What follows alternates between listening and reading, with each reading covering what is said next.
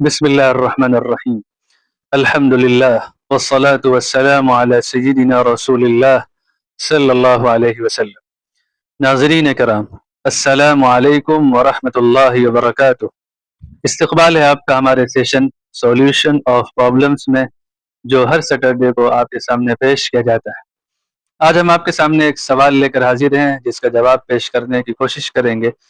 سوال یہ ہے کہ اگر مسجد میں جماعت سے نماز ہو چکی ہو اور پھر کچھ لوگ بعد میں آئیں اور وہ دوسری جماعت کریں جس کو جماعت ثانیہ کہتے ہیں، تو پھر اس کا حکم کیا ہے؟ اس بارے میں شریعت کیا ہدایت دیتی ہے؟ بعض لوگ کہتے ہیں کہ نہیں، جماعت نہ کرنی چاہیے، روک دیتے ہیں، اور کچھ لوگ ہوتے ہیں جو نماز آ کر پڑھتے ہیں، دوسری جماعت کرتے ہیں۔ اصلاً یہ فقہا کی آراء کا اختلاف ہے، ان کی رائے کا اختلاف ہے، ان کے درمیان جو اپینین ہے وہ حدیث کو سمجھنے کے اعتبار سے الگ الگ۔ فقہ حنفی کے اعتبار سے اس مسجد میں جس کا کوئی امام متعین ہو، جس کا مؤذن ہو، جہاں باقاعدہ جماعت کا وقت متعین اور فکس ہو، جب ایک بار نماز ہو جائے تو پھر محلے کے لوگوں کے لیے دوسری جماعت کرنا مکروہ ہے، پسندیدہ نہیں ہے۔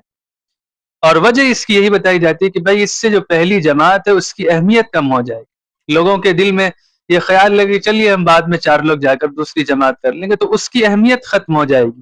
اور جماعت کا جو مقصد ہے کہ زیادہ سے زیادہ لوگ آ کر شامل ہو کر نماز پڑھیں، وہ مقصد فوت ہو جائے گا، اور پھر لوگ تاخیر سے آنے کا عادی ہو جائیں گے۔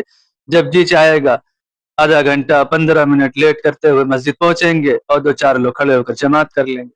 تو اس لیے فقہ حنفی میں یہ بات کہی گئی ہے کہ دوسری جماعت کرنا مکروہ ہے، اور اس کی دلیل حضرت عبداللہ ابن مسعود رضی اللہ عنہ کا عمل ہے۔ ان کے بارے میں آتا ہے کہ اذا فاتته الصلاة صلى في بیتی، جب ان کی نماز چھوٹ جاتی تھی، جماعت ہو جاتی تو اپنے گھر میں نماز پڑھتے تھے، مسجد جا کر دوسری جماعت نہیں کرتے تھے، حالانکہ وہ بڑے صحابہ میں سے۔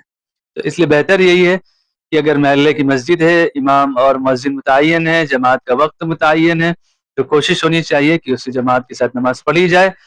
ہاں کوئی ایسی مسجد ہے جو کہیں راستے پر بنی ہوئی ہے، مسافر وہاں سے گزرتے ہیں، تو ان کے لیے جماعت کرنے میں کوئی حرج نہیں ہے۔